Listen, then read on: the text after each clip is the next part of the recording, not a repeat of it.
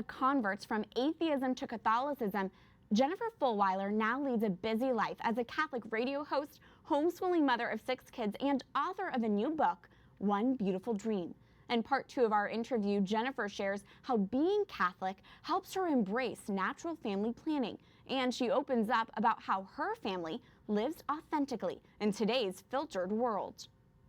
There's this chapter pretty early on in your book. I think you're pregnant with your 3rd child, and your obstetrician starts to kind of push contraception onto you. Yeah. How do you respond to that? Oh, Can you give kind of your, what do you say? And then even to go further and share about natural family planning. Yeah.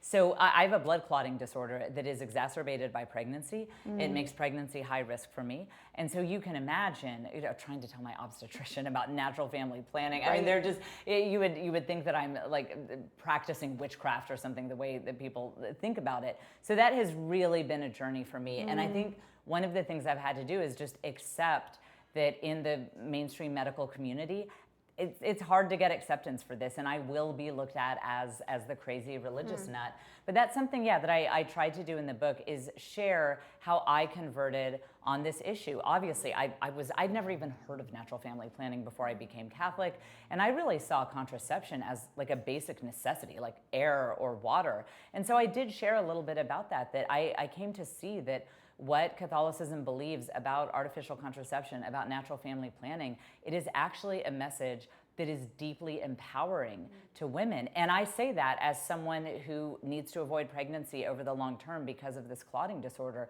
I still think that what the church teaches is absolutely empowering. Is it easy? No, not at all. I will never tell you that it's easy, but it's true and it's good. Jen, we were talking about this a little bit earlier, how our world is just so filtered. And you look on, mom's Instagrams, for example, and you'll see their kids just perfect and cute in their home that looks like it comes straight out of a magazine. You're not afraid to show the behind the scenes though, and maybe a tantrum or maybe some dirty dishes. Why do that?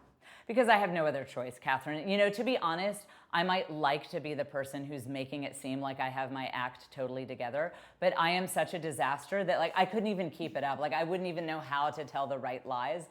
And I realized early on that I think each one of us has a different mission in terms of what we share. Even for people, they might not officially have a public presence, but let's face it, anyone who has a Facebook account, anyone who has an Instagram account, you have a quote unquote public presence. Right. And I think each of us have a different mission. So I have some friends that love beauty, and they love, getting a vase of flowers to put in their kitchen.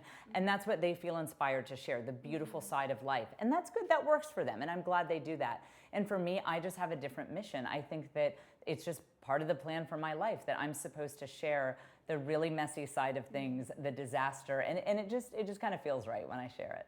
Jen, in your book, One Beautiful Dream, you mention a number of people who are in your life and who have been wanting to help, but you have been turning them away, thinking you don't want to burden them. Right. But you finally said, I am going to let them help. Yeah. Why did you ultimately decide that, and how has that been? Oh, it's been amazing. I did not realize how much, even after I converted to Catholicism, I was still bringing in that secular mentality that says, it is virtuous to do everything all on your own and never be a quote unquote burden to anyone. That is not the Christian worldview. And I think it just took getting myself in over my head so many times. And Catherine, I would be saying, Lord, I need help. I'm so overwhelmed. And I would have 5 people offer to babysit. I would turn them all down out of pride, frankly. And then I'd say, Lord, why aren't you answering my prayers? And I finally clued in, God was trying to answer my prayers. I was just too prideful to accept the help that he was trying to send me. You've mentioned your conversion a few times in our interview. You studied and researched, and you chose to enter the Catholic Church as an adult. How has being Catholic helped with everything that we're talking about right now? How has that helped? And I'm curious if there's a particular saint that you turn to when it comes to your vocation of motherhood. Well, yes. So the saint who I turn to very often, who actually inspired the title of this book, is Saint Frances of Rome. Now, she is not as well known. She lived in, I believe it was the 13 or 1400s. And so she always wanted to be a nun. And when she was a young woman, she said, that's the life for me, quiet contemplation. She was very introverted.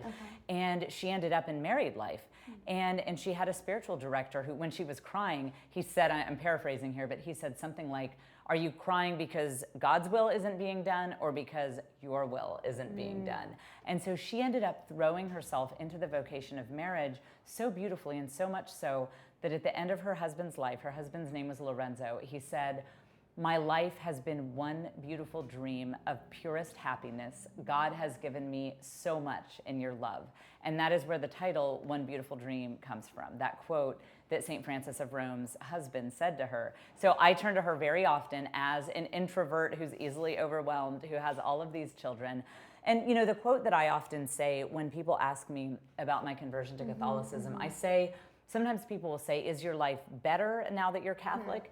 And I say, yeah, it is, but I feel like that's the wrong question. I feel like it's not that my life is better or worse now that I'm Catholic. I feel like my life has started now that I'm Catholic. I mean, I just wasn't, I had a great life as an atheist. I was happy. I had a big career. I had a nice house. I mean, I had a good life, but I just wasn't immersed in the human experience the way I have been since becoming Catholic, and just having that connection to God. I honestly just feel like I was not really living before I was Catholic. Now God has you on this wild adventure that you're sharing with all of us. Yeah, it's been crazy. And it's been beautiful. Jennifer Fulwiler, author of One Beautiful Dream. Thanks for stopping by and being with us. Truly my pleasure, Catherine. What a joy to speak with Jen.